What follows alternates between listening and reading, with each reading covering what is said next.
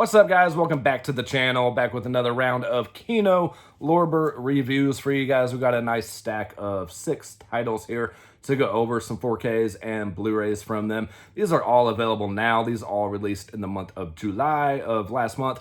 Definitely check out Kino's website, kinolorber.com. Pick up these and lots of other great titles over there. Something for everyone in their catalog, all kinds of different genres and everything. And thank you so much to Kino for sending these over. You guys have been absolutely awesome, and I'm just eternally grateful. So let's dive into these. First up, we have a couple of John Saxon movies here. I didn't realize how many movies he did. I only knew him from really, Nightmare on Elm Street and stuff until, getting these in and everything. These first two both star him. The first one is my favorite of this entire batch. I absolutely loved this movie. I don't know, this movie it drew me in, and I just enjoyed every second of this. That is Nightmare Beach. This is the 4K Blu-ray combo here, and you do get some reverse art underneath there. And this is from the Kino Cult line right here. The few of these are. So you get your spine number there. You get a little bit different disc art as opposed to your standard Kino. You get your Blu-ray and 4K. All of these, the bonus features, will mainly be on the Blu-ray releases. This one here is from 89, runs 91 minutes. There is the back with the bonus features there. You do get an audio commentary by film historian Sam Deegan. You get Nightmare Rock, an interview with the composer, and it includes both the English and Italian audio on here, and you get the theatrical trailer. This one is directed by Umberto Lenzi, who went by the name Harry Kirkpatrick on some of his movies. So yeah, this is a Umberto Lenzi movie. This one is mainly about, at the beginning, you get the leader of a biker gang being executed by the electric chair, and then you fast forward to people spring break-in on the beach there, and someone going around and taking out some of the residents there of the beach area. And they're dressed as a biker, as you can see on the cover here. And their main form of, taking people out is electrocution as well, which, was the way that the biker gang leader was executed in prison. So you have to try to figure out, did this guy come back to life? Is he responsible for these murders, or is it someone else? And you do have some stuff with the existing biker gang, them kind of causing some havoc here and there. And you get John Saxon plays a police officer who may or may not be a little bit dirty. Let's just say that. I don't want to give too much away on any of these releases, so I'll be pretty vague because I feel like a lot of you guys have not seen. But yeah, really enjoyed this one from start to finish. Some good gore scenes, not overly gory, but what gore is there is pretty well done. And the acting altogether was actually really good for this kind of movie. I cared about the characters and everything in this one, and just had a really good time with this one, again, from start to finish. And highly, highly recommend Nightmare Beach. Let me know if you guys have seen this or any of these down in the comment section. Moving on from there, the other John Saxon one, I didn't like as much as Nightmare Beach, but it was still decent enough, and that is Cannibal Apocalypse. John Saxon plays a former Vietnam captain in the army, but yet he was like a Green Beret. He was only Green Beret in the squad for whatever reason. I don't know. That didn't really make sense. But at the beginning, he's rescuing a couple of his squad members from a hole in the ground where they're kept captive. One of them bites him. You fast forward, and they're in the city. This was shot mostly in Atlanta, Georgia. So this does take place in Atlanta. And you fast forward to there. One of them that was down in the hole is there, and he's released from the psychiatric ward that he was at. They say that he's better, but he was not. He is still craving flesh for whatever reason. It never really tells you how they became, cannibals or anything like that. All it is some sort of virus, some sort of rabid virus, like a rabid dog. And so it's not like zombies or anything like that, but they do want human flesh for, being rabid, I guess. But he starts taking people out and becoming, a cannibal in the streets, which is one of the many alternate titles for this movie as well, Cannibals in the Streets. This movie has a lot of alternate titles for different countries and different times it was released. It was re-released multiple times under different titles. But once he starts doing all this stuff, you get John Saxon's character starts having these cravings of human flesh as well, and starts endeavoring on some cannibalism, and it spreads as they bite people. They become cannibals as well. It is a contagious thing, and you have a lot of shootouts and run-ins with the police and everything. The acting's pretty bad throughout this movie. John Saxon's all right, and so is the other main character, but your supporting characters, not so good. I know coming to mind is like one of the main shootouts from the guy that he was at war with and saved is hunkered down at a flea market, and just the communication between the cops and the pedestrians and everything was just, it was pretty bad. Some of the language is dubbed over as well by American actors and everything, but yeah, this one was okay. Another one where the gore, when it's there, it's actually pretty good. There's a scene where they're at a gas station, I believe, and they're cutting up the gas station attendant. That scene's pretty cool, and a couple of other ones. But yeah, just running from the cops, banding together as cannibals, things like that. And you do get the relationship side between John Saxon and his wife, and things that go on with that, especially the ending, which, again, I'm not going to give too much away. We'll just leave it at that. This is from 1980, runs 96 minutes. Here is a look at the back. This one does also have reverse cover art. The other side, same as the slip. And you get your Kino Cult disc in here as well. Let's go over the features real quick with you guys. You get the audio commentary by novelist and critic Tim Lucas, Cannibal Apocalypse Redux, documentary with the cast and crew, Cannibal King, interview with actor Tony King, Apocalypse in the Streets, the video tour filming locations, which it doesn't show a whole lot, but it shows a couple areas there in Atlanta, opening title sequence, alternate opening title sequence, and trailers. A decent amount of features on this one. This is number 8 in the Kino Cult line, and Nightmare Beach was number 9, in case you guys are wondering what the spine numbers were.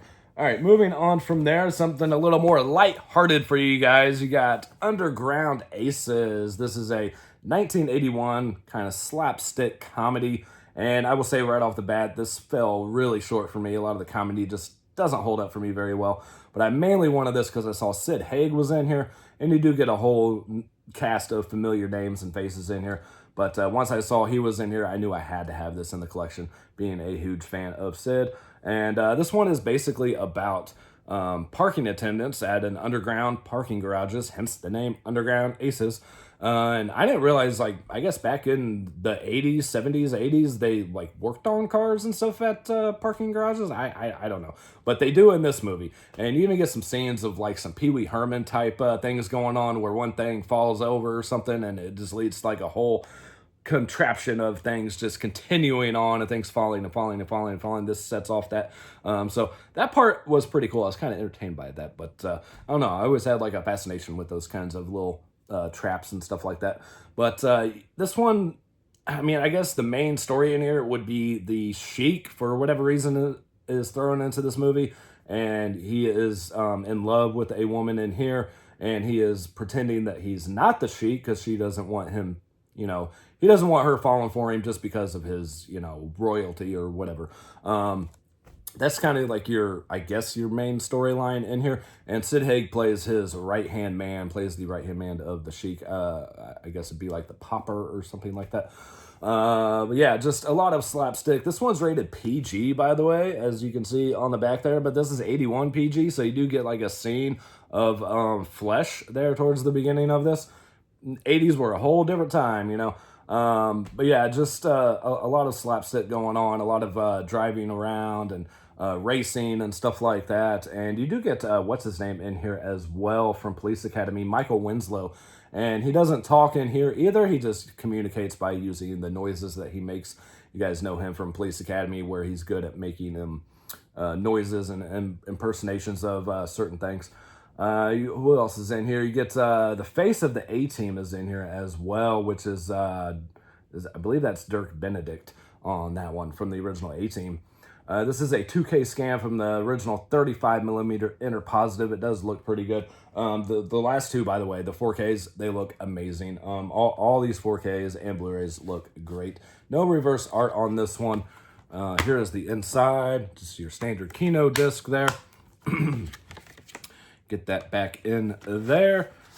Again, I'm sure if I would have saw this back in like the 80s, it would have held up a little bit better, but I don't know. I mean, 80s comedies are hit and miss for me. Sometimes they work still, sometimes they are just too outdated. I think this one's just a little bit outdated, in my opinion, anyways. Yeah, but it's a decent watch. Next up, we have Twisted with Samuel L. Jackson, Ashley Judd, Andy Garcia. Great cast in here. I did have this one already on DVD. It'd been many, many years since I had seen this one, so I didn't remember who the killer was. You have a serial killer going around, taking people out and leaving a distinctive mark on them as well. And Ashley Judd is the police homicide investigator, and it's kind of like I guess kind of a true story thing. It dates back to the original first woman homicide investigator from the 70s. I believe it was like 1973. And they were originally going to have her just kind of godfathered in, as Sam Jackson plays the chief of police and her godfather, as her parents had passed away at an early age. And she's like, no, we're not going to do that. We're going to show her working for her role in this, or that just takes away like everything that we've worked for to, you know, have a female investigator on the homicide division there. So they did change the script a little bit and make her work for that. So that's kind of interesting. Andy Garcia plays her new partner on solving this case. We get some love story going on between them two and some other issues between them two. And as she winds down for the day, she likes to have a drink, and when she drinks, she passes out. And she doesn't remember what she does when she passes out. All she knows is all these people that are turning up dead, she has recently slept with. They can't find any clues on who the killer is. The only thing she can think of is that she is the one responsible for these events. I'm just going to kind of leave it at that with the story. There is a lot of twists and turns in this, hence the name Twisted. And I really enjoyed this movie a lot. I see some people kind of give this movie crap, but I don't really understand that. I really enjoyed this all the way through. Sam Jackson's not in it a whole lot until towards the third act of the film. But everybody did really, really good in this. Ashley Judd was at her prime still. Looks absolutely amazing in this as well. And this is a 4K scan from the original 35mm negative. So this looks absolutely amazing. It's not a 4K disc, but it is a 4K transfer. Underneath, you got the same artwork there. And on your disc, your standard Kino disc art there. And as far as bonus features, let's take a look here. You have audio commentary by director Philip Kaufman, creating a twisted web of intrigue featurette, The Investigators, Clues to Crime featurette, San Francisco, Scene of Crime featurette, cutting room floor, deleted scenes with optional commentary, and a theatrical trailer.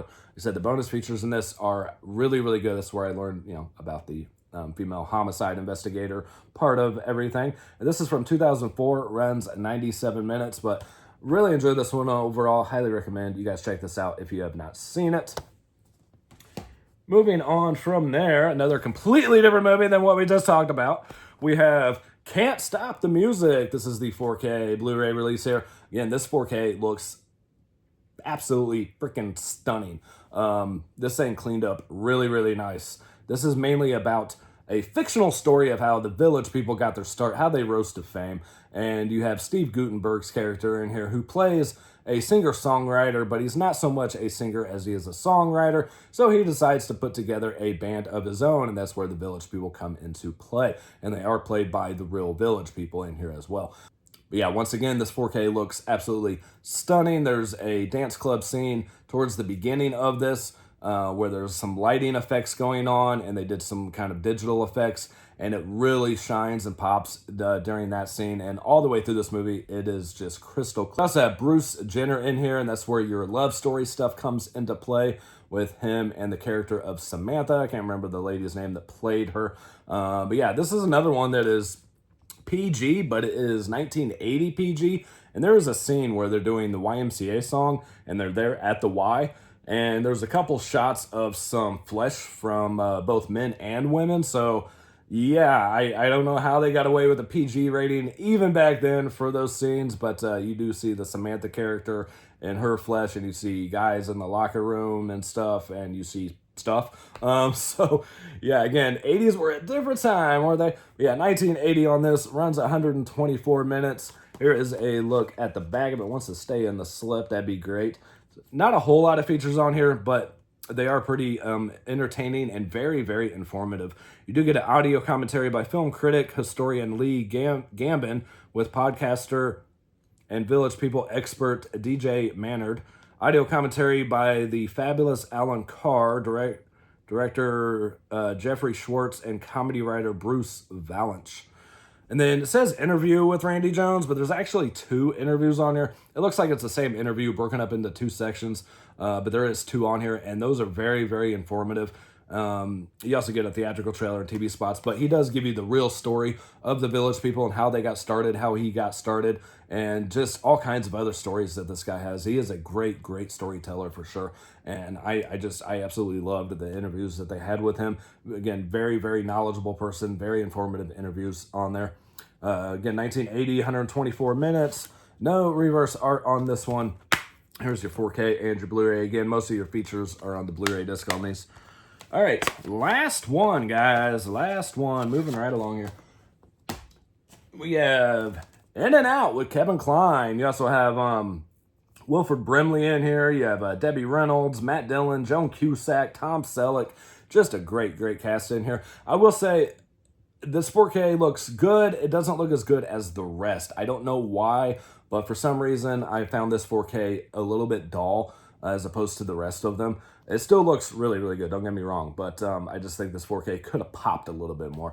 This is from 1997, runs 90 minutes on this one. This one is rated PG-13. This one is about Kevin Kline's character here, who is engaged to Joan Cusack's character, getting ready to get married here soon, and he is a teacher, and one of his former students, played by Matt Dillon, I will say he's a teacher in a very small town in Indiana as well. So the events I'm getting ready to talk about, keep in mind, this is a small town in 97.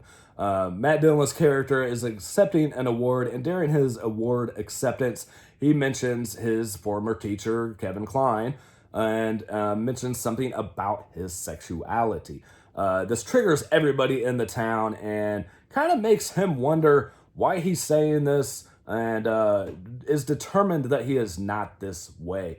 You have Tom Selleck's character, who is a reporter, and something happens between those two that makes him really kind of think about what he's doing and what his preferred sexuality really is. I'm going to kind of leave it at that and not give too much away, but this shows how it affects this whole entire town, how it affects his students and everything.